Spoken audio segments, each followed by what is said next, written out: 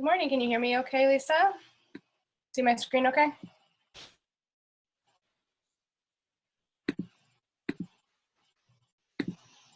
Come on, hold on. Good. All right, great. Well, I'm going to go ahead and get started. Hopefully we will have some people join us as we go through the class. First, let me apologize for all of the yucky noises I will be making this morning in regards to coughing and barely being able to talk. My son so generously shared his little upper respiratory thing that he had going on last week with me. That was so nice of him. And so, of course, although he's perfectly healed and fine and back off to school, I still am struggling with it. So I probably will not do a whole lot of talking today. They do like to share. They're so nice. You know, we teach them so well to share everything, and they do. They do. It is like the first week of school. He didn't even make it all 3 days of the first week of school before he was home sick. I was like, really? Really? Really? Oh, well, life goes on, right? All right. So I'll probably do this a little bit backwards. I was going to do the critique first, but since it's just the two of us, we'll go through the new information very quickly, and then we'll do our critique, and hopefully maybe by then we'll have one or two more people come and join us. So, and then I can get all my talking pretty much out of the way first. This is DES 475, Digital Photography, Week 2, Class 2. You guys don't go back to school until 9/8. See, that's so not far. Where are you located at, Lisa? Because when I was a kid, I remember we would get off of school like the first week of June. You're in Virginia, okay, and then we wouldn't go back until after Labor Day. And we're in St. Louis, and they get out like the second week of, wait, let me think about this for a second. I think they still get out like the last week of May or the first week of June, but we went back last week.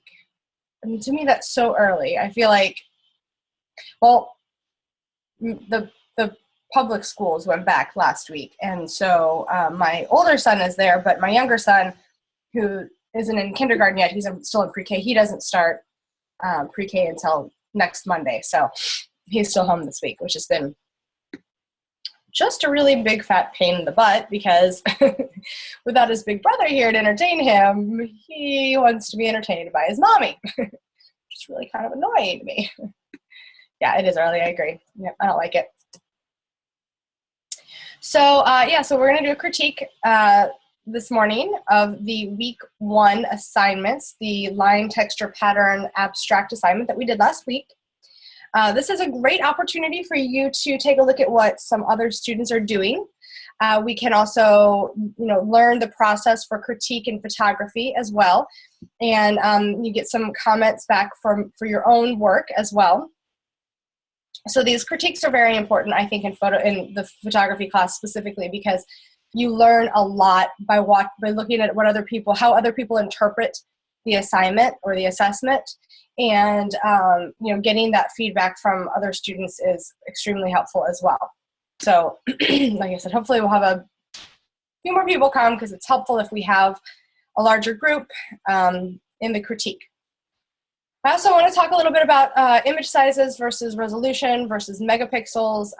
They kind of get used intermixingly and incorrectly, I think. So I want to kind of just explain to you what the difference is. And then we're going to do a couple of things in Photoshop. I want to explain a little bit more about how the auto tone, auto contrast, and auto color work, so you know when is a good time to use it. And then we're going to look at the levels and the curves adjustments in Photoshop specifically, since I am not doing well voice-wise and lung and throat-wise. I did find some videos that they're Adobe videos, like your grandson. I'm very interesting, aren't I? That's cute. Anyway, they're Adobe videos that we can watch. They're very short, and they explain, I think, very well what those two controls do, so that you'll know how to use them in regards to your own photographs. Then we're going to look at do a couple of basic portrait touch-up techniques using the clone stamp and the red eye tool, and then Then if we have time, look at the dodge and burn tools as well. And then just quickly review our assignment and our assessment for this week. So that's kind of what I have in store for us today. First, let's go over and take a look at our course and our assignments for this week. I really need to figure out, I need to get a bigger screen. Hi, Rory. You snuck in on us. Good morning. Maybe we can do the critique first. Very quickly, let's take a look at what we're going to be working on this week and our announcements for this week as well. My computer would like to do something. There we go. Again, I did put the Learning Coach flyer in here for week 2. Her hours are listed in there. I kind of added an announcement to make sure that everybody is watching the recordings of the live sessions if they are unable to make the live sessions. As I mentioned in week 1, it's extremely important, and I did see some students who, missed some important information in regards to the week 1 work. And I think especially for week 2, it's going to be extremely important that you watch the live sessions, or you could very easily make a mistake in the week 2 assignment or assessment without that added information that I gave you on Tuesday and that I will reiterate today. I did post our live session from Tuesday in here, both the YouTube link and also the video you can watch straight out of Canvas. So whichever one works best for you. If you have any issues watching them, please just let me know and I will figure out another way to get those to you. So our week 2 work, just to kind of go back over it very quickly. I don't want to spend a whole lot of time on it because we spent pretty much the entire Tuesday talking about that in detail.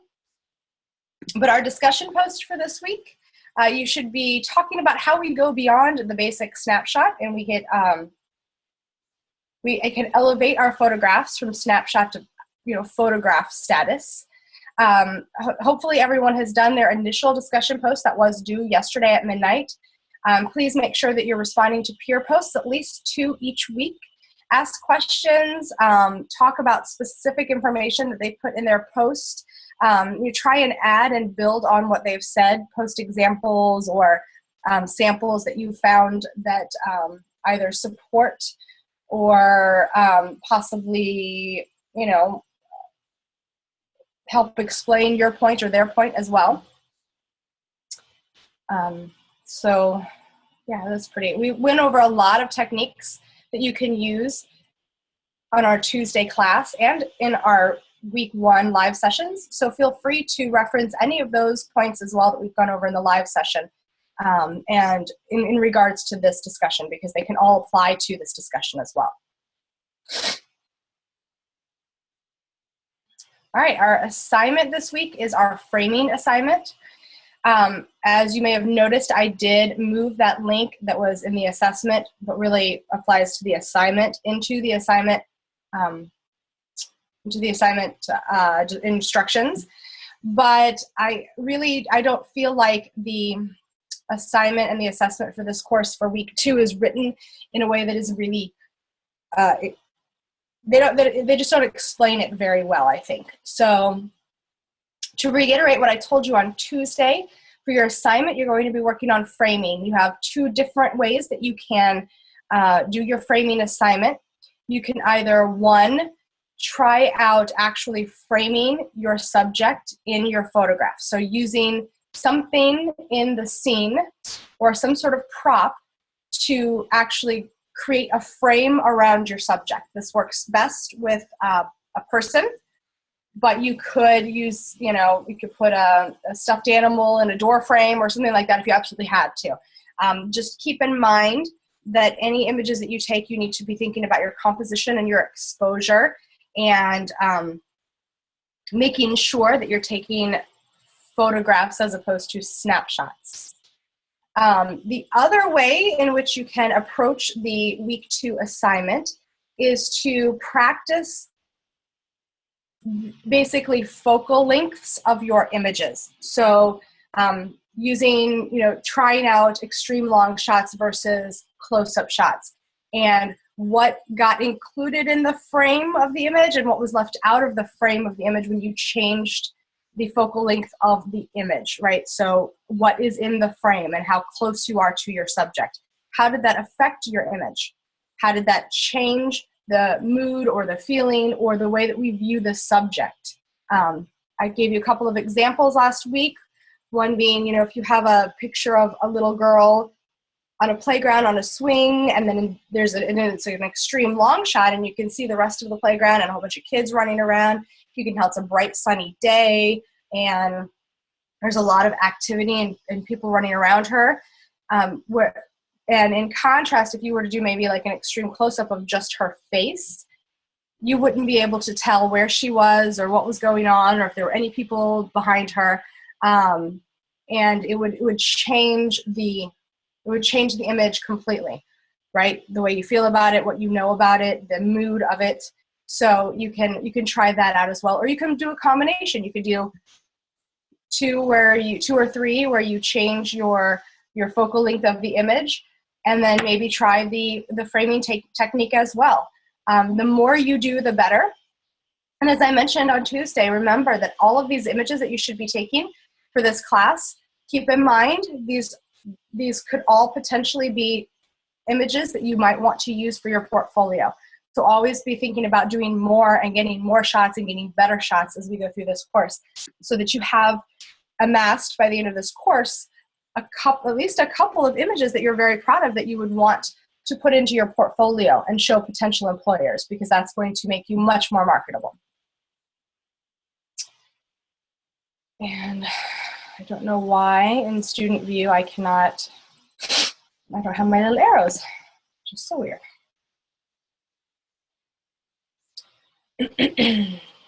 All right, so that's the assignment. So in the assessment, would you see how slow my computer's running? That is not good. Not good at all, my friends, not good. I have to break down soon and get a new one, and I don't want to.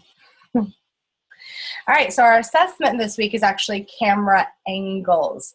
So how does changing the angle in which you take the photograph adjust how the subject is seen, and how the overall feeling and the mood and the subject, how does it affect the subject in your images? So for both the assignment and the assessment, if you're doing the different focal lengths in the assignment and for the assessment, you should be using the same subject. If you're doing framing within the frame of a picture for your assignment, so using something to frame your image or to frame your subject, you can use multiple subjects. But if you're going to do the different focal lengths, the extreme long shot, medium shot in your assignment, use the same subject so that you can really see the difference that it makes. Same thing with your camera angles assessment. Use the same subject and shoot that subject from different angles. The primary angles we have are eye level, which is eye level of your subject, not your eye level, but your subject's eye level.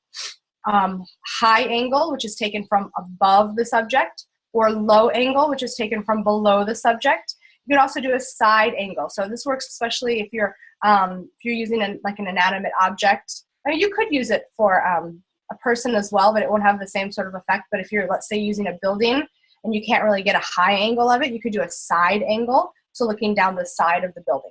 Okay, so just and you can also do tilt angles as well. So you kind of tilt your camera to the right or to the left and kind of make your image diagonal as opposed to straight vertical in your frame.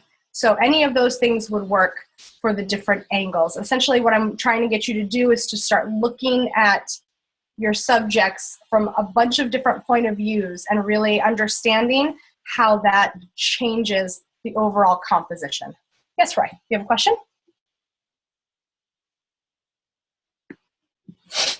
When shooting inanimate objects, eye level might mean a front-on shot from our eye level, correct? Yes, absolutely. So if, let's say, you're shooting a church, obviously you can't get, unless you have superhero flying powers, it'd be really hard to get right dead center on the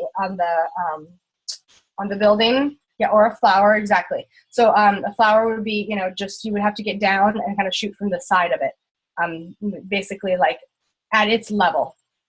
So if you shot a flower that was on the ground from your eye level, that would actually be a high angle. Of a building, straight on shot from your eye level would be eye level. Make sense? So whatever the size of the object is, you want to get kind of down to that subject. Obviously, big buildings, you can't really do that, so you just shoot from your point of view. And then you could get up really close to it and shoot up, and that would be a low angle. Make sense? Okay. Yes, good question. Any other questions about the assignment or the assessment or your discussion posts for this week?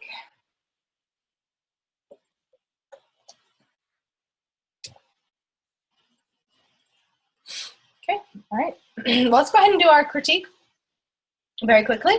Can both of you turn your microphone on, or do you need to type, or how does, I don't know what your sort of your background is like today or where you are.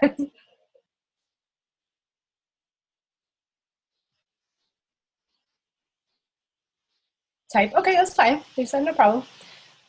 What about you, Rory? Are you able to turn your microphone on, or do you just want to type as well? Okay, perfect. So typing would be better. Okay, so for the critique, this is kind of basically the type of information that I'm looking for as we go through these images. So first, we can talk about, does the image fit the assignment criteria?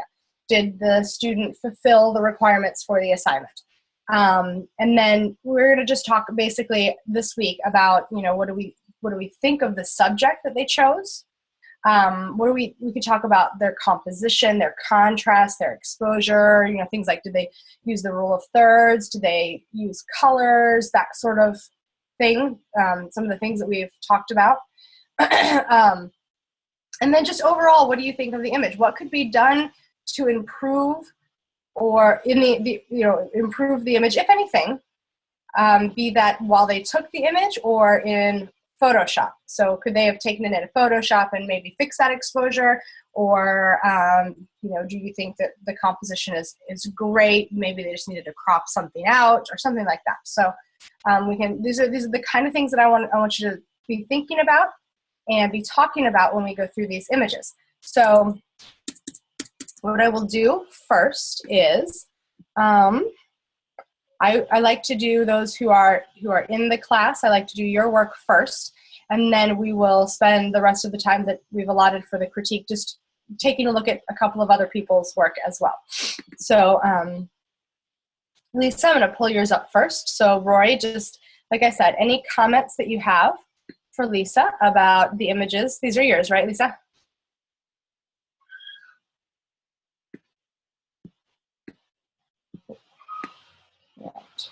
Okay. Oh, no frowny face, not at all. I'm going to kind of zoom in so we can take a look at them a little bit better. I have a little issue here with my windows. Okay.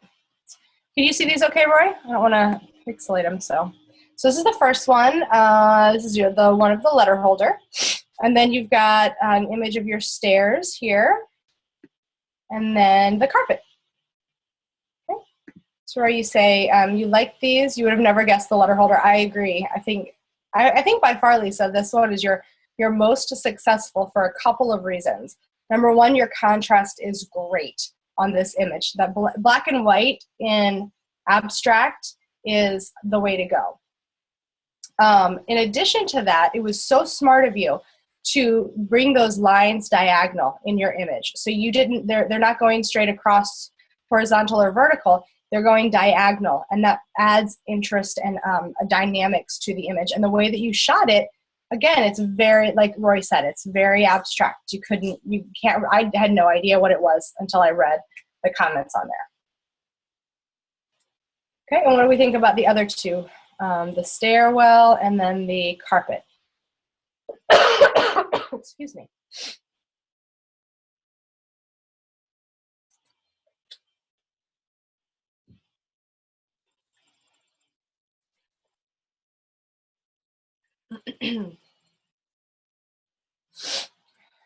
You like all of them, but you agree that the letter holder is the most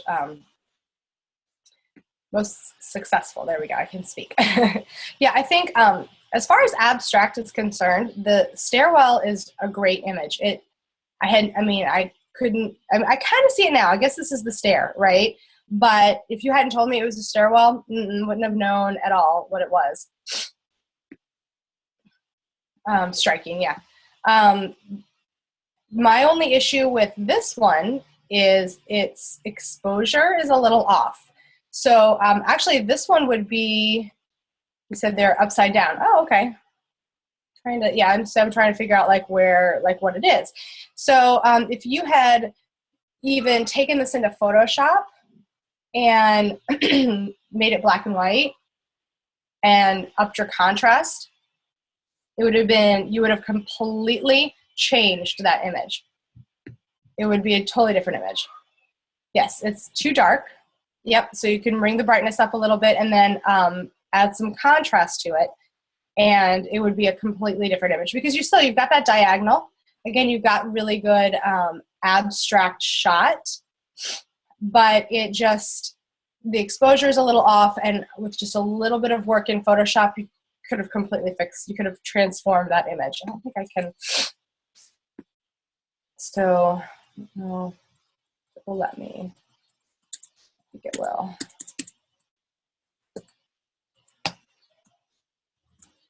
So, for instance, if you had come in here and again changed it to black and white.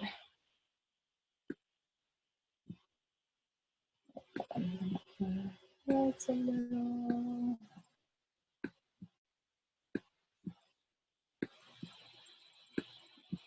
darker. Okay.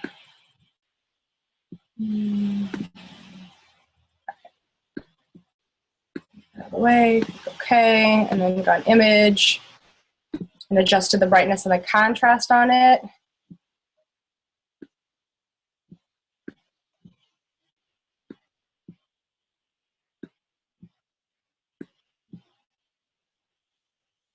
See, completely different image. You can really see the grain in here. That all of a sudden becomes really high contrast. And it's just a completely different image from that. Totally different. See? So yeah, that's why, learning how to use your adjustments in Photoshop are so, so important. And then this one, this is great texture. But it's just, I like, again, remember color is either color or contrast in abstract images is what really is going to make it a dynamic image, because you're so focused in on one area that you really need to have something to pop the image. So again, this one had great contrast on it. So, and then, this one we were able to adjust and really get a completely different image out of. And then, but this one, there's really nothing to make it really extraordinary. So I would have found something with this sort of a texture only with like a pop of color. So something with like a bright red or a bright blue in it would have been completely different. You have no color in your house. You need color. Color is very, very important.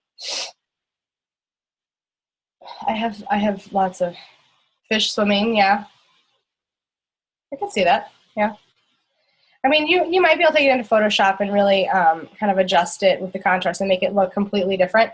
But yeah, I think it's okay. There's nothing wrong with it. Just not dynamic like that top one. See, unfortunately, too, when you turn 3 images into me and I see this image and then I compare it to this image, I'm like, you can do better than that. And I'll hold you to it. So, but no, I think they all 3 fit the assignment requirement. But just, like I said, you want all 3 of your images that you turn in to be that striking is pretty much it. And you can use Photoshop to make it work. But otherwise, good. Great job. Remember, this is only your first assignment. So as you go through this class, by the time you get to week 4, all of your images are going to look like that. And you will hardly have to put any effort into doing it. You know what I mean? Like it will, you like the assessment, you like working in Photoshop, yeah. Well, and then you can you can also take pictures with Photoshop in mind. So, you could take a photograph and say, okay, what can I do with this in Photoshop? How can I adjust this in Photoshop to make it a really dynamic image? If Photoshop is more your thing. All right, so where are you, Roy? There you are. Okay. All right, so yeah, so we took a look at some of your images in class last week. So it was very interesting to see what you ended up doing with them. I think this one is much more successful than the one with the pole in it. I think you just kind of cropped that pole out. I think it looks great. Yeah. And then you did some cool image techniques in there. So Lisa, what do you think about the way he adjusted this image?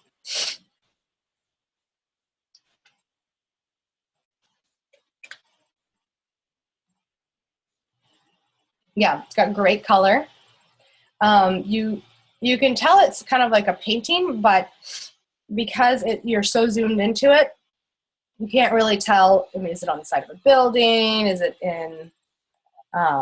is it on a bus? Is it, it's really hard to tell where it is. So although it's not abstract in the sense that we don't know what it is, it's abstract in the sense that we don't know where it is or why or anything like that. Okay. And so this was your original, I guess, and then this is how you adjusted it. Is that correct, Roy? Okay. So Lisa, what do you think about this one?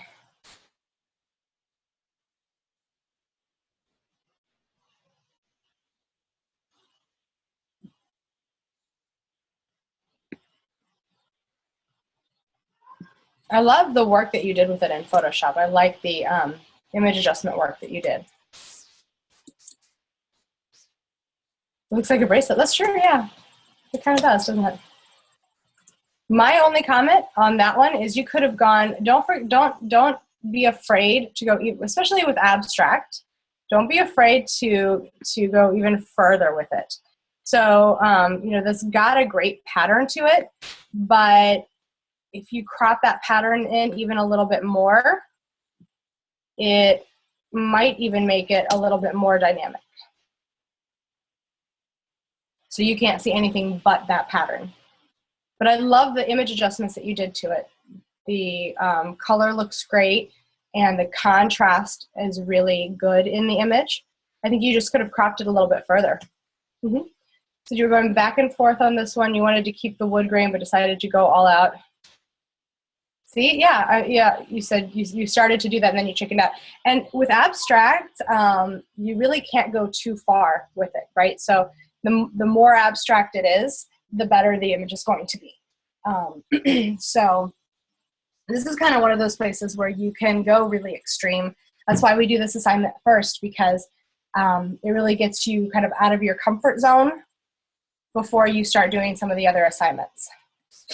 But I think the adjustments you did in it in Photoshop for it look great. You just don't be afraid to do a little bit more. Okay, so here's your pepper. And what do we think about the pepper, Lisa?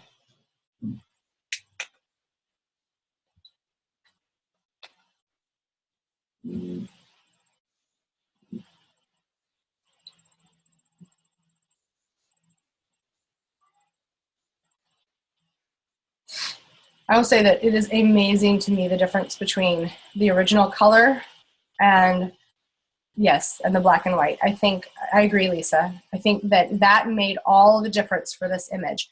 Adjusting it to black and white, cropping it down, and looks like you probably did some, like you darkened it up a little bit maybe. You took some of the brightness out of it so that bright area was really what was noticeable. You cannot tell at all what it is. See, in this image, you went there, right? So you turned clearly that's a pepper. I can tell that that's a pepper, but I cannot tell that that's a pepper. I cannot tell at all what that is. And that's because you went there with this one. You cropped it really tight. You changed it to black and white. It does kind of have an uneasy feeling. You worked as a surgeon. It reminds you of a human organ. Yeah, I mean, that's the thing. You can't Lisa said it looked like a wrinkled bald head. Exactly. You can't tell what it is. You look at that image and it has a great texture, has great contrast, but what makes it so much, so successful is that it's very abstract. You have no idea what it is. This is definitely one for your portfolio, Roy. I love this image. Love it. It's creepy, but I love it. I kind of like creepy though sometimes, so that's okay. Yeah, very successful. And again, it was a great shot originally because you've got great lighting on it. So you were smart to take that picture, but then you were even smarter to take it into Photoshop and adjust it. And these are the kind of things that'll get you noticed as a photographer. Okay, and then here's your evergreen bush. Yeah, this, I don't like this image, but this I like. Does that make sense? Would you show before and after, like in your portfolio? Don't need to. You just show that final image. It actually takes away from the final image if they know what it is. So I would actually not put in your portfolio the before and after. You say this bottom one looks like stars. Yeah, like I said, I don't like this image, but I like this image. I think you maybe could have brought a little bit more white out on it, but this one's definitely taking it to black and white and upping the contrast that high is much more successful.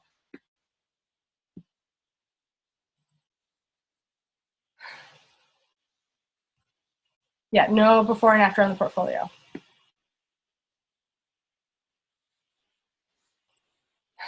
So you wanted to show, oh yeah, absolutely. No, I think for the purposes of our class, it makes sense to show the before and after because then I can really see all of the adjustments that you made to it.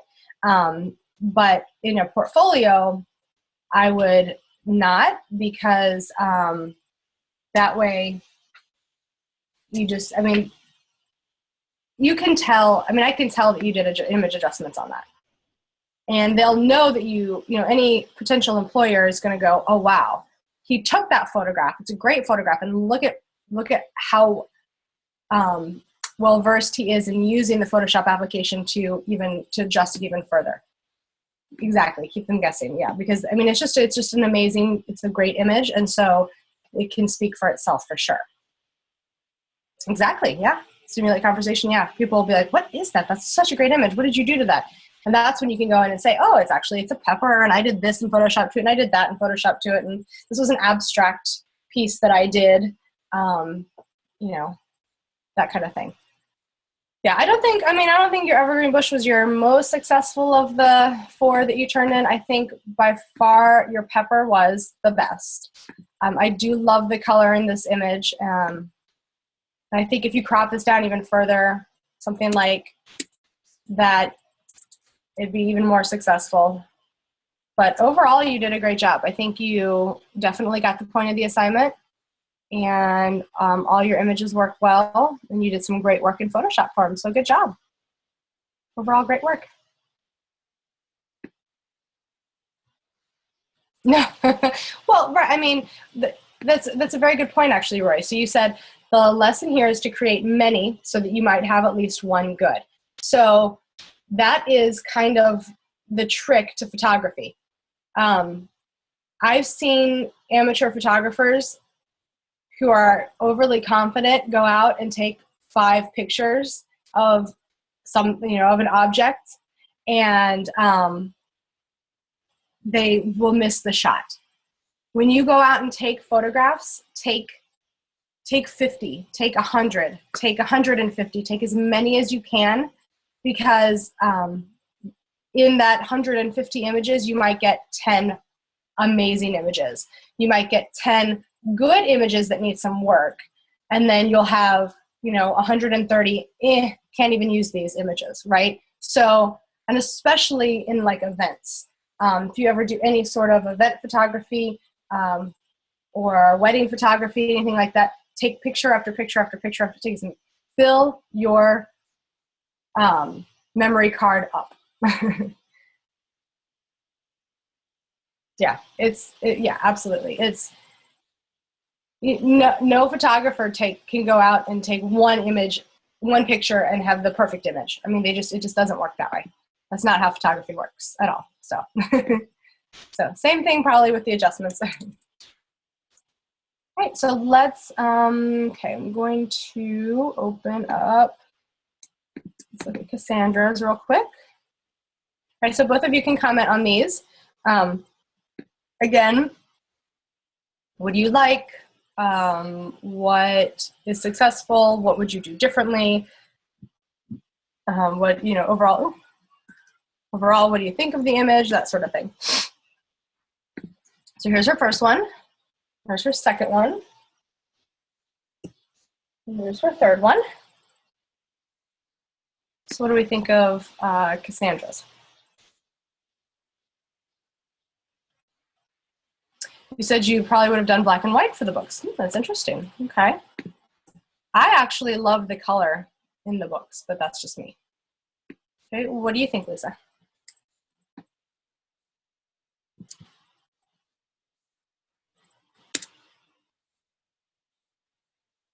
You would have gone closer with the first one. See, that's exactly what I said. And then you like the other two. Okay, good. Right. Well, and right, not saying it would work, but to take a look, and we'll do that. Yeah, we'll take a look at that in Photoshop and see what we think. Now, again, I mean, I personally, you know, if for abstract, see, this isn't really, I don't really think this fits as abstract. I think, again, Lisa's comment about cropping it would make it more abstract. And that might help. Also, she could have maybe tilted the camera to make those lines, instead of go straight up and down, maybe go diagonal. That might have helped. I think this is great exposure and great texture, but it's just, you know, it's just nothing amazing to it. I really love this one though. I love the color. I think, so you say close up of the indexes on the books might, yeah, that might be interesting. Yes, Lisa, yeah, it's a carpet. I would have brought the saturation up a little bit on it just to make it really pop, but I love the really, really shallow depth of field in this image. You know, you've only got this like one area where it's in focus. I think the angle of it is good. And I think the color is really great as well. So I think actually this is probably her most successful image. You say maybe cropping the carpet some more. Yeah, it might help. I think it's okay though. Again, I would maybe bring the saturation up on it, just so that those colors really, really pop.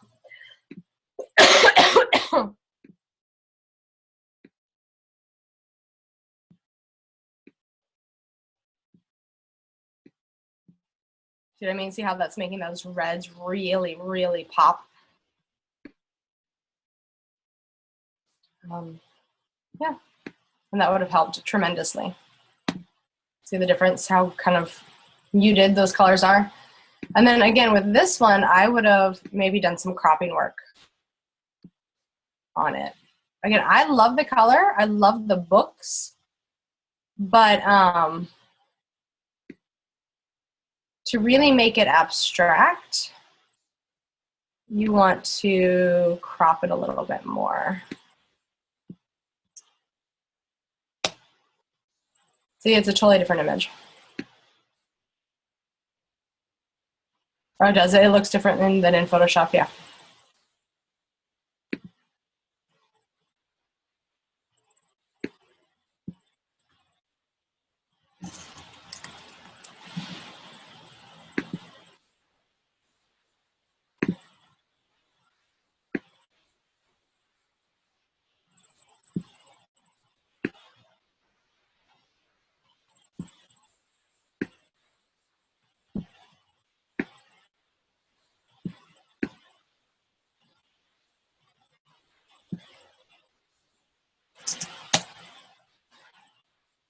So, yeah. So just gonna play with it like that. Can always see what it looks like in black and white. Well, it's not bad. Needs a little bit more contrast to it, but well, it's not bad. So yeah, bring your images in Photoshop, adjust them, make changes to them. It'll make all the difference. I mean, this is a completely different image than this. Much more abstract. Okay. Overall, good job, I think. Like I said, I don't know that I would call this one, excuse me, abstract, but it's definitely got lines in it, you know. I think it was smart because it's kind of rare to have this many books right next to each other that have the almost the exact same color scheme to them, you know, all red, black, and white. So it was a good catch. So she's, you know, definitely got a good eye for color in images. She just needs to take it to the next extreme, to the next level, I think, for week 2. Okay. Right, let's do a couple more.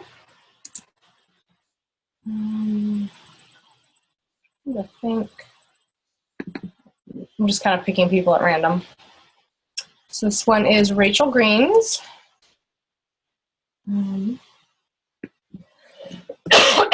Excuse me. Really old. So she had quite a few. Here's one of, let me zoom in here a little bit. It's one of some lines. She's got, looks like the grain of some wood there. So I'm just going to kind of scroll through her images. She's got quite a few. Yeah, piece of lumber. Okay. Yeah, so just kind of, you know, type some comments as we go through. And I'll read them out. So some more lines. Picture for blinds. And I will say, here's an example. So it's blurry. And I was just about to say, this is an example of a time when blurry is okay, because it adds to the abstract of the image. If I could tell that it was blinds and it was blurry, that would bother me. But because I don't know what it is, the blurriness actually adds to the overall composition. Yeah. Okay. Let's see. This one was some broken glass. It looks like it actually has. The glass itself has an interesting pattern, and then it has, or maybe it's a glass over an interesting pattern. It's outside.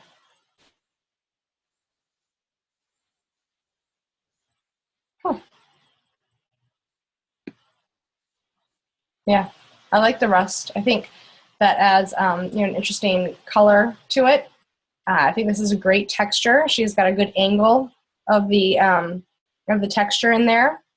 It's got some great lines. I think it's very cool. Very well done. Okay. This is some stained glass, which stained glass is a great subject for abstract. You just have to be careful because we kind of know what it is, right? Like, we can't really tell what's in the stained glass, but we know what stained glass looks like. What do we think of the stained glass image?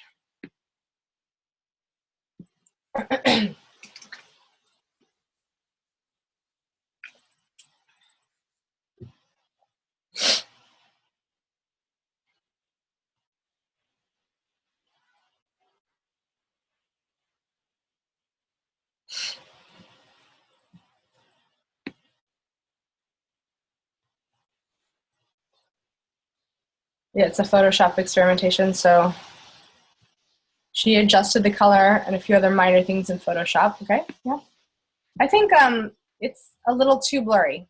I think for something like stained glass, it needs to be a nice, crisp, clear image. You see, just to see what else you could do with it. I think really, couple things with this image. I think it's on its way to being very successful, but needs a couple of things. First, it's too blurry. Sometimes you can sharpen your images. Sometimes it works, sometimes it doesn't. But this overall, I think, is a little bit too blurry. I would have retaken this and made sure that those lines were nice and sharp. And also maybe made the lines a little go more diagonal in the, you can tell where she adjusted the colors. Maybe do the lines a little bit more diagonal so that it, yeah.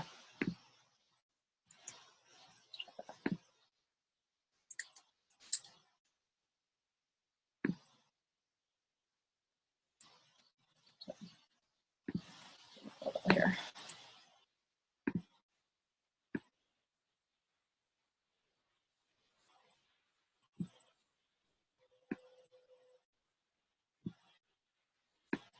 Just make it a little bit more overall diagonal in the frame. You got dizzy when I did that. That's funny. It's an interesting pattern, but again, just adjusting it, maybe making the lines go a little bit more diagonal. So making your lines go diagonal in your frame is always going to make it a little bit more dynamic and more interesting, because you're changing up the way we normally see things. So that works, too, in in straight shots. Any sort of like diagonal lines that you can add into your image, you can use them to draw your eye to your subject, or again, it just makes it a little bit more more interesting. It will cut the image in a different way than we're used to. We're used to cutting things vertically or horizontally, and looking at things vertically and horizontally. When you start adding diagonal lines into your image, it adds a dynamic element to it. But yeah, I think, again, maybe changing where the lines went, maybe, again, it's a little blurry. That's probably why you got dizzy, because it's a little blurry. But otherwise, it has a lot of potential, for sure. Just, again, you just need to go, don't be afraid to be really dramatic when it comes to abstract. See, again, all I did was rotate it, crop it, and add some saturation to it, and look at the difference. Totally different image. So, same thing with this one, a little too blurry. I want to be able to see the texture. Interesting colors, though. I think this would have been a great subject if she could have gotten it in focus. Seems pretty cool. Bubble glass inside the bathroom. It's a pretty cool texture. What do you think of that? There's something very specific about this image that I like. Can anybody guess what that is?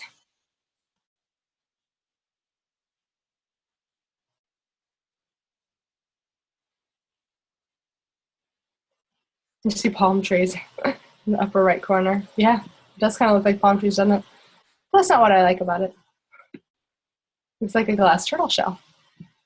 I like the lighting in this a lot. I like the fact that it's got this really bright, highly lit area up there, and then a darker area down here. It makes it even more abstract, and it gives it more of a three-dimensional look to it.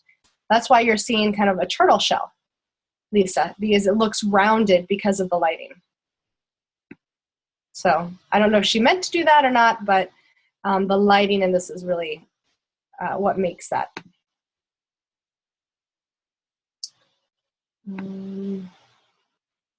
Yeah, I think this one was a little blurry too. Can't really even tell what it is. In the Fireplace. See, this one again would have been really cool if it hadn't been so blurry. Look at those really cool blue and red colors in there. So I'm not sure what she's using to shoot with, but it might be the camera that she's using. She can't really get up close to things, which is unfortunate, but yeah, I think this probably would have had a really cool texture to it. It looks like under the water camera shot, yeah. I stopped watching Ice Road Truckers about maybe 3 or 4 seasons into it. I used to watch it like a million years ago when it first came out. It's pretty interesting. I'm kind of a I'm sort of a Discovery, National Geographic junkie. I like stuff like that. So I think overall a great job. I think she got some really great images, some more successful than others, but that's kind of the point of this assignment, is to kind of take a lot of images and see what works and what doesn't, and see where things need to be adjusted. Okay, but overall good job. Starting to wonder if the photographer is purposely experimenting without a focus. If Rachel was if she was experimenting without a focus, maybe she didn't specify that in her comment. So if you, and that's a, it's a good time to bring this up. If you're doing something specific, so if you're trying something specific out in your images that you're taking, that affect the composition, please put that information either in the comments or somewhere. Like if you create a Word document, you put your images in there, make some sort of comment about that and let me know that you are trying to do something very specific. Whether you're successful or not in doing that, definitely let me know, because if you turn in a bunch of blurry images and I don't know that you were attempting to get a specific look or you were attempting a specific technique, I might take points off for that. Whereas if I know that you are attempting to do something, I might be able to give you pointers or tips on how to do it more successfully. But I'm not going to mark those points off, because experimentation in photography is extremely important. So I encourage that. So if I know that you're trying out something, if you tell me, hey, and for this assignment, this is what I did, and this is where I went, and I was trying to get this look, or I was trying to get that. I don't know if it worked or not, but this is what I came up with. What do you think? I'm going to, even if you didn't capture it very successfully, I'm not going to mark the points off for it, because I'm going to be impressed that you were trying out new techniques.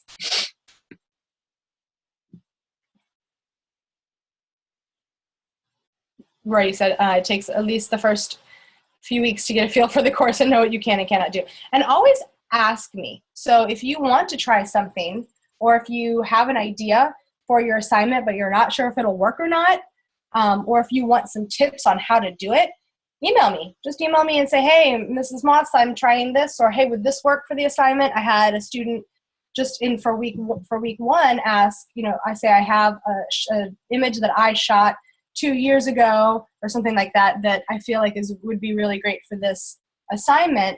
Can I use that? Absolutely. I had a student last time I taught this class who had been actually working as a professional photographer for years and years and years. And I don't want you to just turn in a whole bunch of images that you've taken in the past. I don't want all of your images to be that. But if photography is one of your passions and you've done it for a while, and you have an image that you think would be really perfect for that assignment and you want to show that to me, that certainly, as long as you let me know ahead of time that you're going to be using one of your older images in the assignment, I absolutely will give you permission to do that, because I'm interested in seeing seeing your work. I know, right, Lisa? Yeah, you say by the time we get the hang of it, it's over. I know these 4-week mods, sometimes they kill me. I could literally spend 8-9 weeks with you guys on photography, and I wish I had that kind of time, because there's so much more that I'd like to get into. But yeah, I agree, it's hard. And some of you have had me as an instructor before, and that also helps too, when you have instructors that you've worked with before in the past, and you kind of okay, this one, because we're all different, and we all have different teaching styles, and we are all strict in some ways and not strict in some ways, or whatever. And so I think for the most part, most of my students have always said that they like my flexibility, and I'm one of those instructors. I try at least to be very open with communication, and I'm much easier on you if you communicate with me, and as far as your grading and all that stuff. So at least I try to be anyway. All right, well, let's just do one more, and then we'll take a break, and then we'll move into Photoshop. I'm gonna open up, I guess we'll open up Brandon's.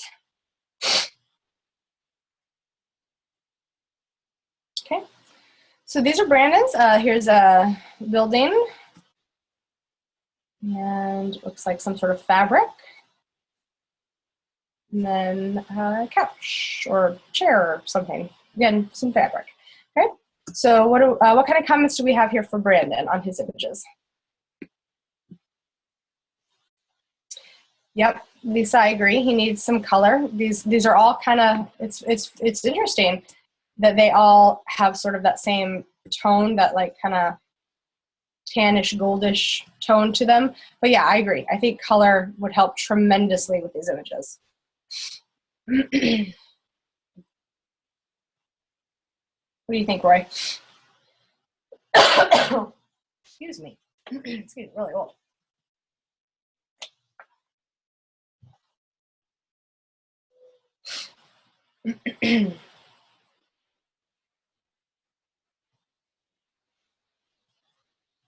I think you say where you said you like where he's going with the subject, but yeah, more color, absolutely. Yeah, and I think here this is a great example, and this is what I put in his comments. He needs to really take his images to the next level. I mean, yeah, they fit the assignment criteria, but I kind of feel like he could have done a whole lot more with these. This is a perfect example. This image right here actually could have been great had he just cropped it, because this is a great angle. He took like a kind of a side angle of this building, but I know it's a building, and if I know it's a building, it's not nearly as interesting as if I don't, right? So just, even cropping it a little. And this one begs to be black and white. There's absolutely no reason to have anything to do with that tan color. It's bleh, and we don't need it. We just don't need it.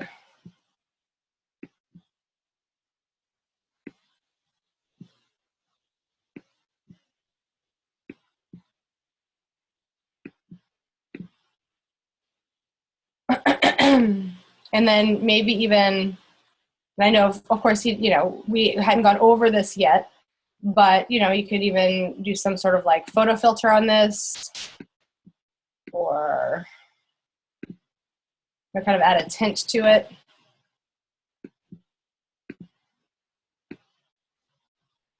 No, mobile homes don't come in very many colors, but I mean, like this, the lines on this are great, and I think the angle is really great. You just, you really needed to kind of make it go that extra mile. This is a test to cover that in Tuesday's lecture. The filters, yeah, exactly. Well, and like I said, you could. I mean, he didn't really know to maybe use some of those filters, but just by kind of playing with and adjusting this image, you can see it's totally different. You get a totally different look from it. And I encourage you to kind of come in, especially this week, and see what you can do with these images with some of these different filters. But just by cropping it and pulling out what I didn't want to see, made it an image that we could play with and really come up with some neat abstract effects on.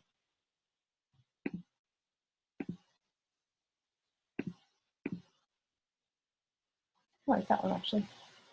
The last Kodak you liked? That one? Yeah. So, yes, I mean, look at the difference between this image and this image. This looks kind of creepy, could be in a horror film, sort of. You used to think that was cheating and felt guilty. No, absolutely not, no. I mean, this is the world we live in, and you go to any art fair, people, there are still your traditional photographers that will go and just take some landscape photographs, but I guarantee you 9.9 out of 10 of them are still going to bring them into Photoshop, crop them the way they want them, and adjust their exposure and their saturation to get really bright, dynamic, brilliant images. In addition to that, there's a huge number of artists now that are combining photography with graphic arts and making a living at creating art that way, or mixed media, right? So utilizing artwork like this with other forms of art like sculpture and painting and Mod Podge and all that stuff. And the majority of the images that they use, they've taken themselves and they've taken into Photoshop and they've adjusted and manipulated to get more dynamic images out of them. There's absolutely no reason to feel guilty for that. That's the advances that we've made to this field allow us to do some really cool work. There's nothing wrong with your traditional beautiful landscape shot or anything else, but there's absolutely also nothing wrong with images that are adjusted and manipulated to this point as well. They're still dynamic, they're still beautiful, they still have a place in art. So that's right. Embrace the technology. You have to. You're gonna, I mean, some people, and I'll say this really quickly and then I swear we'll take a break. Some people both my children have iPads.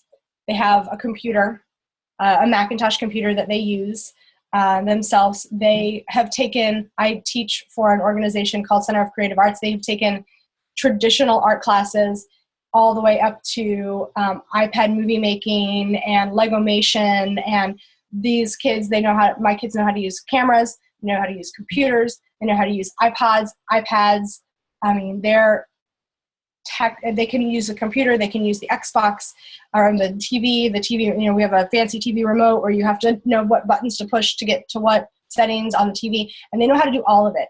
And I have some parents that are like, oh, that's too much technology, it's not good for them. In my mind, coming from my background, I feel like the more they know, the more they'll be able to do, because it's part of our daily life now. They can't get away from it. So I mean, I'm an education, I have my master's degree in education technology, so it's something that I feel very strongly about, and I teach it and I love it, and my kids know it. So it's our life. It's the way where our world is now until the zombie apocalypse, when all the electricity gets shut off. It's going to continue to advance. So might as well embrace it while you can. All right, well, let's take a quick break. I have 8 minutes after the hour, so let's do till about 15 after, or the NSA destroys it. Yeah, there's plenty of ways we can ruin this, but I'm gonna enjoy it while it's here. So let's take a quick 7-minute break, go till about 15 after, and then we'll come back and do some Photoshop work. Sound good?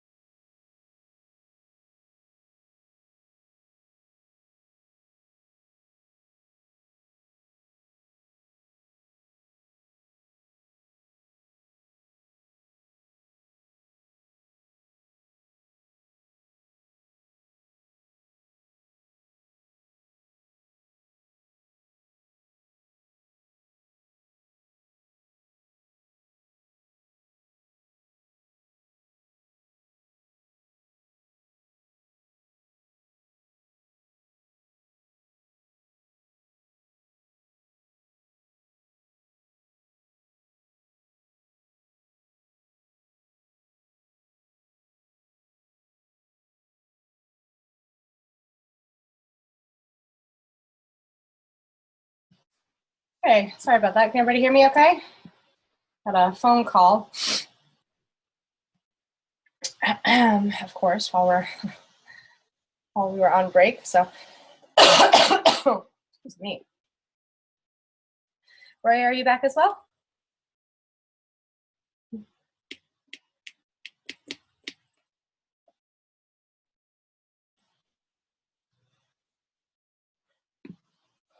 Give one more second. Oh my goodness.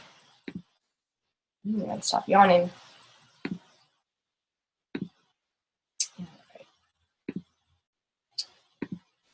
What's that?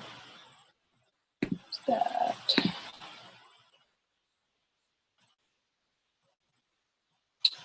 Should keep that one open and that one open, that one open. Okay.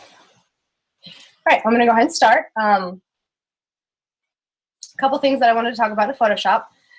First, I want to go over some of the settings in the image adjustments that we didn't talk about yesterday. And then again, we're going to look at the clone stamp tool, the red eye tool, and then the, if we have time, the dodge and burn tool as well, and how they relate to photographs. So yesterday we went over brightness, contrast, exposure, vibrance, hue, saturation. We went over color balance and black and white, I'm not sure.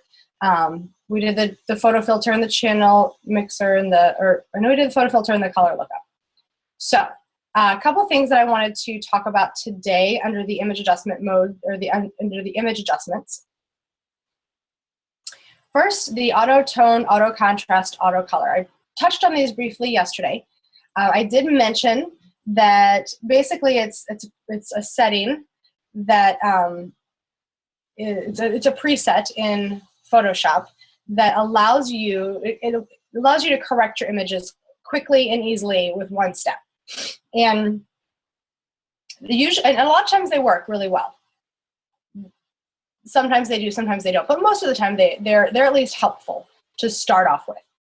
But I wanted to let you kind of explain to you exactly how they worked so that you understand, so that when you go into Photoshop, you take an image in Photoshop and you want to try out one of these settings, you'll know whether the image that you are working with is a good fit for those auto settings. So the auto tone, which I'm going to go ahead and apply to this image, essentially what the auto tone does is it darkens the darkest pixels in the image to pure black and lightens the lightest images to pure white. And then it will redistribute all of the other tonal values in between. But the way that it does it is it does it by a channel basis. And what that means is it does that for the red channel, the green channel, and then the blue channel. So it doesn't just auto-tone the image all together. It actually sets an auto-tone for the red channel, the green channel, and the blue channel. So they all three receive their own separate boost in the contrast. And you can see it does a really great job. It made that green a little greener, and it made the black areas of the ground behind him black, and his white shirt more white. So the difference is pretty dramatic. Auto contrast, on the other hand, let me do that for you. Auto contrast is going to do the entire image as one. So it doesn't do a separate setting for red, green, and blue, but it does basically the same thing. It's going to turn the darkest parts gray and the whitest parts, or the lightest parts, white. So this is good to determine what really needs to be adjusted: red, green, and blue. Okay, so right, so the auto contrast is very basic and straightforward. It takes the composite of all three color channels. In other words, it treats it like it's a grayscale image, and just simply darkens the darkest pixels to pure black and lightens the lightest pixels to pure white overall for the entire image. Whereas auto-tone treats the image, does basically the same thing, but it treats the images as an RGB image, and it will make adjustments for each channel. So really, auto-tone is your better option to use for an RGB image, mostly. And auto contrast is the best one to use for a black and white grayscale image because it doesn't matter. Now, as you can see though, the difference when I did, I'm gonna undo that. Okay. So when I do the auto tone on this, yes. So when I do the auto tone on this, it actually makes it much darker. So you start to lose some of the detail in his eyes, but you get a truer form to your colors, right? So the red of his lips is a truer color. The background, the green is truer to real life. But then you would still then have to come in and maybe even lighten it up a little bit because it's done a contrast to each one of the channels.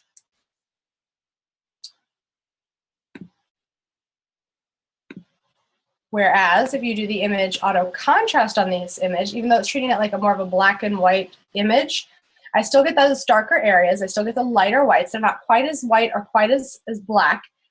I don't lose as much detail in his eyes, but look, the red in his lips, not as brilliant. The green behind him, not as brilliant. So you can see kind of if it just needs a tiny bit of work, like if it's overall it's pretty good, you just want to add a little bit more contrast to it, even if it's an RGB, chances are you can just apply an auto contrast and it'll just bring that contrast up just enough that it helps.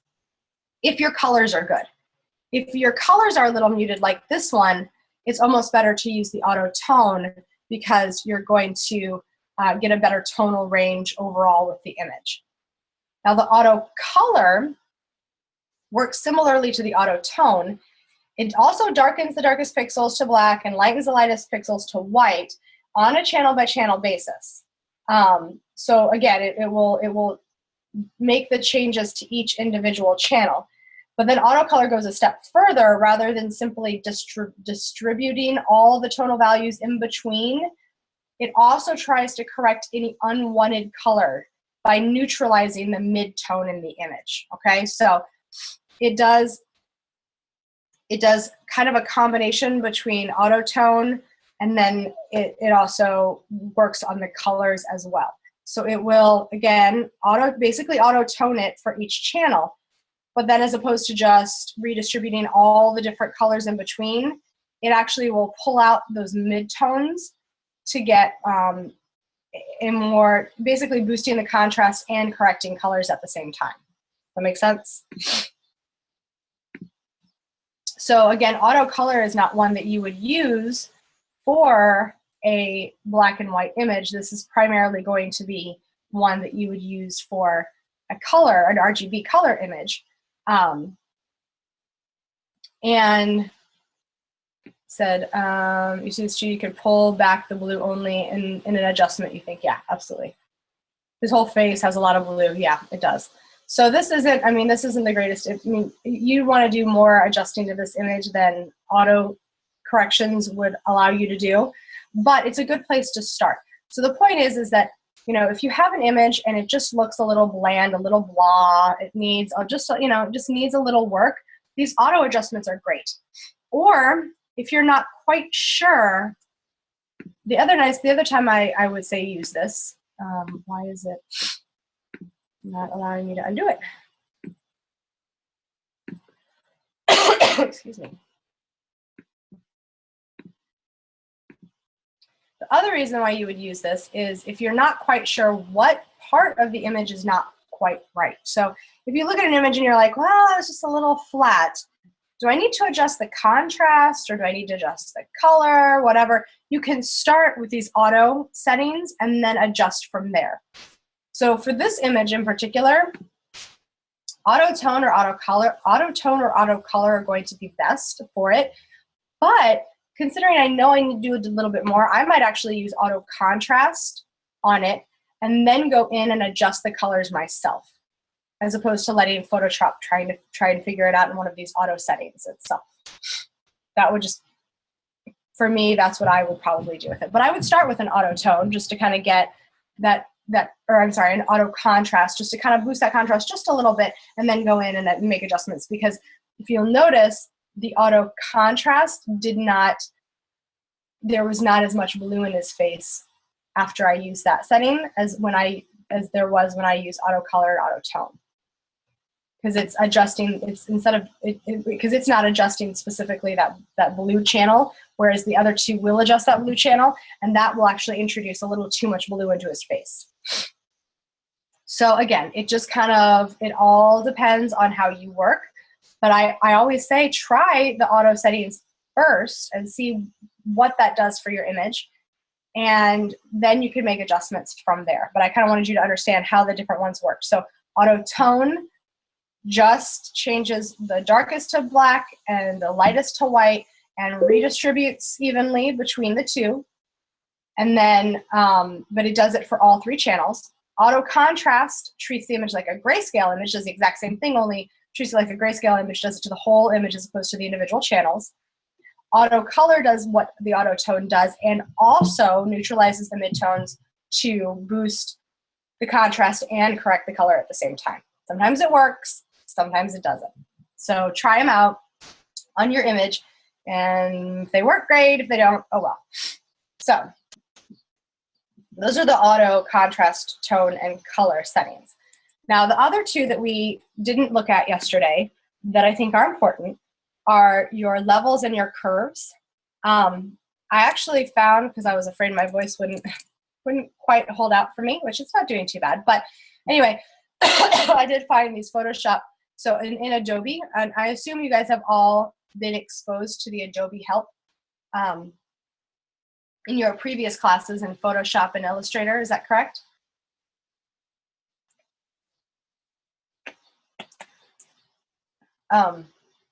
I still use these, the Photoshop help. Make sure you have that bookmarked on your computer and reference it as needed. We're going over most of these settings very quickly, and you very well may not remember what they do or how they work. And this is a great resource for you. So adobe.com is, their help on their applications is extremely well done. These have information on how it works, diagrams, videos, and we're actually going to watch the videos for the levels command and for the curves command so that you can see it at work and see how it works. So this one is the levels command. It's going to play. Or not. I was having issues with my computer earlier. Let me try rebooting or reloading this page.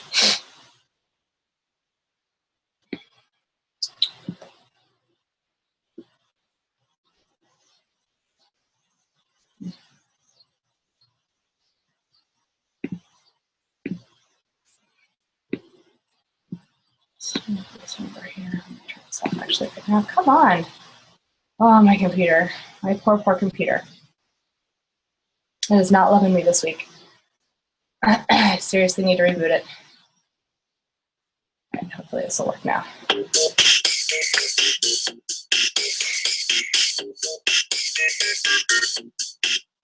Levels command lets you fix issues like color balance and exposure very quickly. I'll click the Levels Adjustment Layer button in the Adjustments panel to add it. And what you'll see here are a few simple sliders. Dragging in the black slider makes the dark areas darker. Dragging in the white slider here for input levels makes the white areas brighter.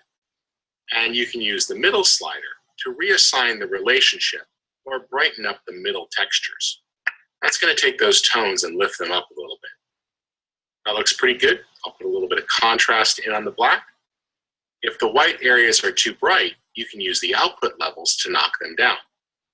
Similarly, if the blacks are too rich, you can lift those up a bit, and that's often used in newspaper printing where the blacks tend to run a bit muddy. That looks pretty good, and there are lots of other things you could do within this panel. For example, you could take the white eyedropper here and sample something that should be pure white, and then take the black eyedropper and do the same. And you'll see that the image has now been slightly color corrected, fixing the overall contrast. Levels is tremendously useful, and you'll find yourself using it on most images that you tackle. There are other approaches, but levels is one of the easiest to understand and use. Okay, so that's the levels command. Again, it is going to allow you to correct that tonal range, but you actually have control over it. So as opposed to Photoshop, as opposed to Photoshop doing it for you, you actually have control over where you want that mid-tone to sit, where you want the black area to sit, and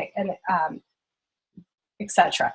So one thing I did want to point out in regards to that video, I don't know how long you guys have been using Photoshop or how many iterations you go back with it, but with CS6 and CC, there's this new adjustment panel in here, which has a lot of the settings that are in here, but there's a big difference to them. So if I come in here and I adjust my levels here, like this, right?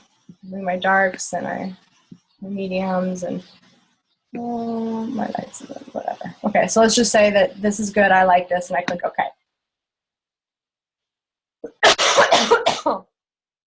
Notice in the panel that nothing else popped up. When you use your adjustments from your image adjustment area and make adjustments to your images, you're actually changing the image. And you have to undo that if you want to go back to your original image, right? Anyway, the nice thing about this image adjustment panel over here is it actually adds an adjustment layer on top of your image, okay? So if I come in here and do my, where is it? There. My levels in here, you'll notice that as opposed to changing the actual image, I'm adding an adjustment layer on top of that image. There's a couple reasons why we want to do that. Now, if you know for a fact that you're going to make these changes and you want to keep those changes on your images, great. Go on up here, go to Image, Adjustment, and add that adjustment in.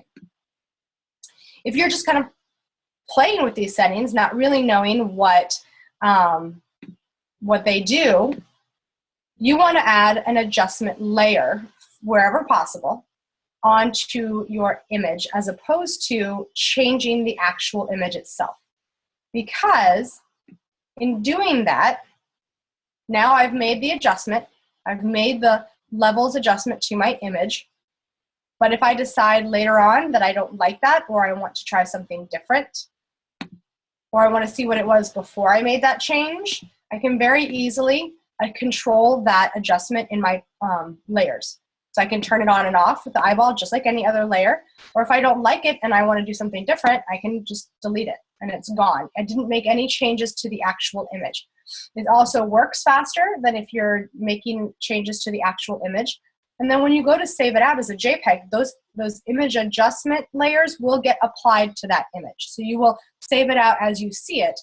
But it's just without doing any actual damage or adjustments to the actual image. So you're not changing the image itself, you're just adding an adjustment layer onto it.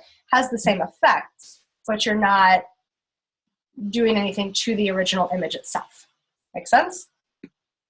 That way, I mean, because if you come in here and do a whole bunch of, if you come in and go image, adjustment, and you adjust the brightness and the contrast and the curves and the hue and the saturation, and then all of a sudden you're done and your image looks really grainy and maybe you don't like it, and you'd have to go file and revert and go all the way back to the beginning. Whereas if you add a whole bunch of adjustment layers onto your image, you can kind of scroll through and see what you want to keep and what you don't want to keep. And it's much, much easier to edit then too. So along with that, make sure when you're adjusting your images in Photoshop, make sure that you save these out as a Photoshop document first before you save it out and do a file save as to save it out as a JPEG or anything else that you might turn in, okay? Or put into another document to turn in. That way, if I give you comments like, oh, maybe a little too much saturation, or maybe you need to brighten it up a little bit more, you can very easily come in here and readjust your adjustment layers to make those changes and then save it back out without having to start all over again on your image. Make sense? Because remember, even if you're in here doing your image adjustments, once you save that out, even as a Photoshop document, those changes have been made. And if I, just talk about one particular area that needs to be adjusted, you don't want to have to start all over again on your image. Those adjustment layers actually allow you to make changes to them or delete them after the fact, as long as it's saved as a Photoshop document. Okay? So the other one that I wanted to take a look at was the curves video.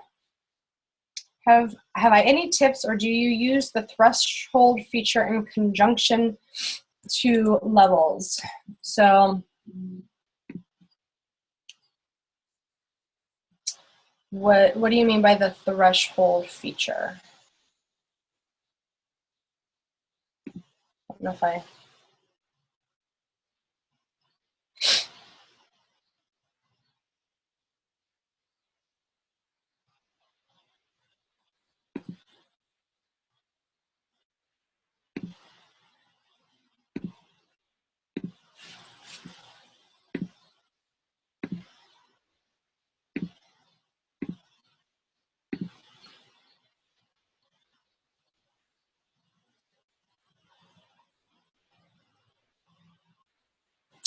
I don't really. So I pretty much, I use my eyes to kind of figure out what I want my image to look like. The biggest thing with adjusting photographs in Photoshop, one of the biggest things that you're going to run into is that sometimes what you see on your screen is not what prints. Seeing it on different screens is going to look different. So again, I eye my photograph, and then I will print it. I will look at it on several different monitors to see if I've got my coloring and my levels and my contrast and everything the way that I want it. Because again, like if I unplug my machine, my brightness on my machine automatically goes down. If I plug it in, it automatically goes back up. So you have to, you have to know your machine. You have to know what your output is, really. So I don't. I use just my eye, and I know my machine. I know how it adjusts things and how it looks. Does it make sense? Does that answer your question? So I don't really use that feature very much. Yeah. And again, this will be different on every machine. And again, you really have to know your equipment and what you're using. Not so much for if you're saving things out for the web, or for the for like a web portfolio or something. But if you ever want to print, it also will, printing will also be determined not only by what your settings are on your computer and how you save it out, but also the settings on your printer and how your printer prints. So, or what, whatever printer you're using as well. So it's kind of it's not a guessing game, but it's something you have to make adjustments to. It's a continual adjustment, which is which is another good reason to use adjustment layers, because you can come back in and adjust things very quickly and very easily. All right, so let's take a look at the, if you were printed, you would convert it to CMYK. Yes. And you can print out an RGB image on a CMYK printer. It's going to treat it like a CMYK image. The reason I would change it to CMYK personally is so that you know what it's going to look like, and you can make adjustments for it in that way. But like if you send your images to like a photo printing company, I would find out what equipment that they're using, because again, and ask them, say what works better, how does your printer work, how does the output differ from what I see on my computer? Do you want to see a CMYK image or an RGB image? Does it matter? And so always ask the questions of your printer. if you're sending them out to be printed. Or if you're doing a large format, you would definitely, probably, I mean, unless you've got equipment in your house that I don't know about. Newspaper usually want black and white, like black, white, grayscale. I mean, because it's printed in black. I mean, unless it's going to be printed in color in the newspaper, like if it's in the ads or something, then yes, you would do CMYK. Anything that's going to be printed like in a magazine or a newspaper or a newsletter or anything like that, you would want to adjust to CMYK so that all your colors are correct. But for photography printing, like printing an image to hang on your wall, that's different because you change to CMYK and all of a sudden you change the color of the image and you change the tonal range and the, you know, so changing it to CMYK will actually change the image itself. Yeah, which you don't want to do because you spent all that time making it exactly the way you want it. and I mean, most CMYK printers, even though they're printing it in CMYK, will do an okay job representing the RGB tonal range. Yeah. Okay, so curves. Let's take a look at this video really quickly and then we'll talk a little bit more about it.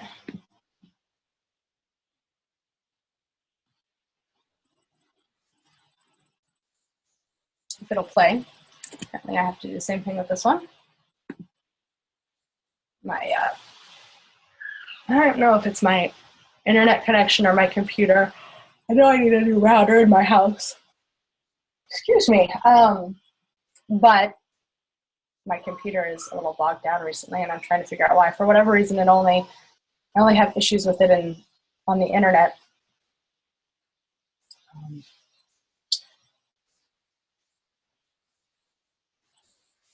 All right, let's try this again.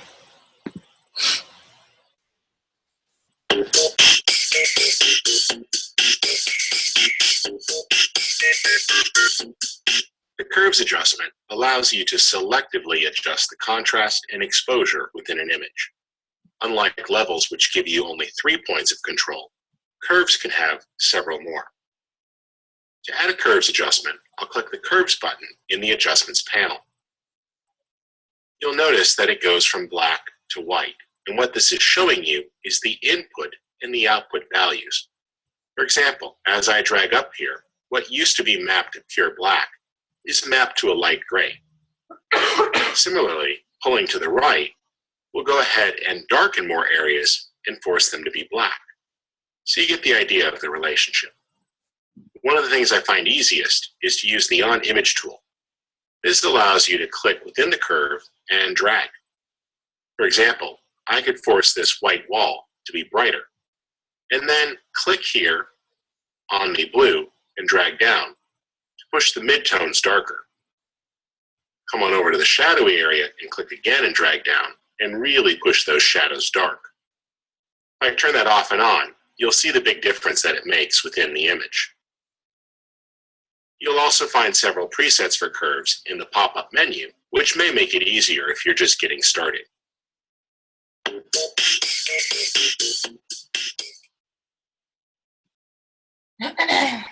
So again, just another way to adjust your tonal range on your image.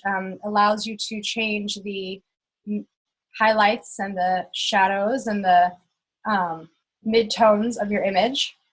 And I really feel like turn my chat on real quick. Really, one of the things that he mentioned in this video in the curves is this tool here, which allows you to actually make those adjustments on the image itself, which really takes the guesswork out of this histogram because it's kind of, I mean, obviously, as he mentioned, this is black and this is white, but where those midtones really, trying to come in here on the histogram itself and guess what you're adjusting is really hard to do. So by using this tool here, you can come in and say, okay, I want, this dark area much darker, and you can make the adjustments based on the image itself to get the correct tonal value on it. Make sense? So again, these are sort of more your advanced image adjustments. As I mentioned, I would use them as adjustment layers primarily because you can always go back and adjust them. I can come back in here into this, if I click on the right place anyway, I can come back into this adjustment and change it, change the values or add more values or whatever. Whereas I couldn't do that if I come in here and do an image adjustment mode. And again, you can take them off, put them back on, adjust them however you want to get what you want out of the image. Okay. All right. So what on earth? Oh, the wrong trash can. Silly me. All right. So before we're done, we got a few more minutes, and I just want to show you at least two more things. I want to show you the red eye tool and how you can use the clone stamp tool to correct some blemishes in an image, which is the whole reason I have this image up. So as you can see, it's actually my little boy when he was, this is my big boy actually when he was a little boy. He's 8 now, so this is a very old image. But I like it because it's just got a few little blemishes that he's got that I would want to come in here and correct. So you've all taken the Photoshop courses, so you know how most of these tools work, but using them, interesting. That's not going to delete that. Okay. But, excuse me. Using them on a photograph is a little bit different than just using them on an illustration. So it works exactly the same. However, I never on a photograph, one thing I want to mention, I never use the full opacity on an image because that makes it too obvious that you've done something. Let me show you what I mean. I mean, it's such a small area that maybe not, but I can see it. I can see it right there. If I bring that opacity down just a little bit, and do that again, it's going to give a much more natural look to it. The other thing that you want to remember when you use your clone stamp tool on an image, as opposed to an illustration, is that you don't want to click a whole lot. So if I wanted to fix this, you notice I used a nice big round clone stamp area to use, as opposed to coming in here and doing a whole bunch of little clicks, because that again will make it start to look messy and not as natural.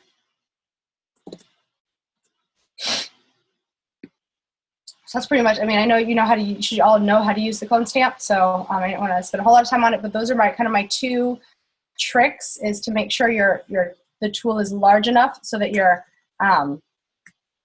covering that area as best as you can, and to make sure that you bring your opacity down a little bit so that it's not as obvious that you've made some adjustments to that. The other one that I wanted to show you very quickly before we're done is the red eye tool. Have you guys all used the red eye tool before? No? Okay. Oh boy, do I love the red eye tool. Red eye tool is so easy. I wish this image was a little bit cleaner. But anyway, so the red eye tool is actually located under your spot healing brush tool. It used to be, I think it used to be under something else before CC, but that's where it is in CC. So you do not want this effect. Oh, you mean the blurry?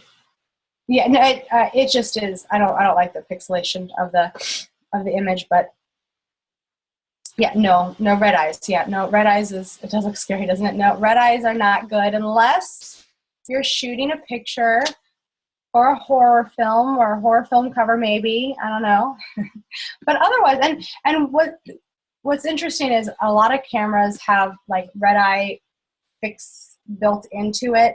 And unless so you get a red eye by using the flash in a darker room when you take the image, and that flash bouncing off of the pupil of the eye will sometimes show up as red in your image as opposed to black. But Photoshop has this really awesome tool called the red eye tool. And it has a lot of settings in there, and sometimes you have to play with them a little bit. But quite literally, you draw a square around the eye you want it to fix, and it fixes it for you. Now, sometimes it fixes it a little too much. Maybe you don't want it to be as dark, so it doesn't look like black, so you can change the darken amount and try something like that. But it's like magic. You take your red eye tool, you draw a square around the red eyes, poof, like magic, it's all better. So, if you do show up with an image that you really like, but it's got those red eyes on it, just use your red eye tool. Again, it's located under your spot healing brush tool. You just draw a square around the eye and Photoshop will fix it for you. The pupil size just basically changes the size of the circle that's created. And again, sometimes you have to play with it. This is a very low res image, so it'd be hard to zoom in and show you, but sometimes you'll still have a little bit of red on the outside and you'll need to increase your pupil size, or maybe sometimes it'll make the circle a bit too big and it'll cover part of the color of the eye. And so you'll have to decrease your pupil size to make it a little bit smaller. And again, depending on how contrasty your image is, you might adjust your darken amount so that if it's not as high contrast as this image happens to be, then you would probably want to use a less dark black color, because you want that pupil black color to match the black color in the rest of your image, is why you would adjust the darken amount. Okay. All right, well, I'm out of time today, so that's what we'll cover today, and we'll work on some of these other things next week. Any questions for me about the assignment or the assessment or the discussion post, anything before we leave? Remember, you can also, and I haven't checked yet this week, but remember that my computer would cooperate. You can continue to use this optional critique area if you have anything that you want me to take a look at before you turn it in. I will keep an eye on this. I will take a look at this tomorrow and on Saturday morning just to see if anyone's posted anything in there. I can get comments, or you can email it to me if you want some help. But otherwise, try out the different angles, try out the different focal lengths, try framing in your image, and see what you come up with. I'm excited to see what you guys do for week 2. Remember your composition and your exposure. Remember that, if you need to bring it into Photoshop to adjust that, you can do so now that you were lonely last week. Yeah. Only one in there. Well, hopefully we'll start getting some more as people start seeing me take points off for their composition and their exposure. They'll maybe take advantage of that as we go through and get that. And I think I mentioned this in week 1, but I do allow you to resubmit one time to get an adjusted grade. So if, we critique something, or based on my comments, you want to make some changes to your images, or maybe take a new image or use a different image and resubmit, you can do that for an adjusted grade. But sometimes it just helps to put those images in that optional critique area. I can give you those comments before you ever turn it in, and that way you're not having to do the assignment twice. Add something to critique, you will if she will. Yeah, it's a great tool, because again, why do the work twice? You just can submit what you're working on and then get comments and make changes accordingly, like you did last week. How helpful was that, Roy? We talked about it in class. We went over some of the changes, and the differences in your images were dramatic, and you got a great grade. And you didn't have to redo it. So it makes sense. Especially if you can't come to the live session and ask questions. This is a great area, too, to post your images and say, is this right? Is this wrong? Am I doing this okay? Whatever. So. All right. Well, have a good weekend. have fun taking your pictures. I look forward to seeing them next week, and I will see you back here for our live session next Tuesday. We're posting to Facebook this week. All the critique. That's right. No, we don't. No, we just get critiques from us. No, show your pictures to everyone. Get everyone's opinion. That's a great idea, actually. Yeah, post it to our IU Facebook page so they can see what we're working on. It's a great idea. All right, take care. Have a great weekend, and let me know if you need anything. Thanks so much. Have a good weekend. Bye-bye.